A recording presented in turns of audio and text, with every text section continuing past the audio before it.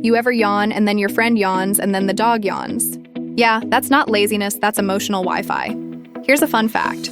Yawning helps your brain cool down, literally. And it's contagious because your brain's wired for empathy. If you catch someone else's yawn, congratulations. You've got a working heart and Wi-Fi signal. So if yawns and moods are contagious, make yours worth catching. Share calm, kindness, or even a laugh. It spreads faster than a sleepy yawn. Breathe deep, reset your vibe, and send good energy out. Someone's mirror neurons are watching.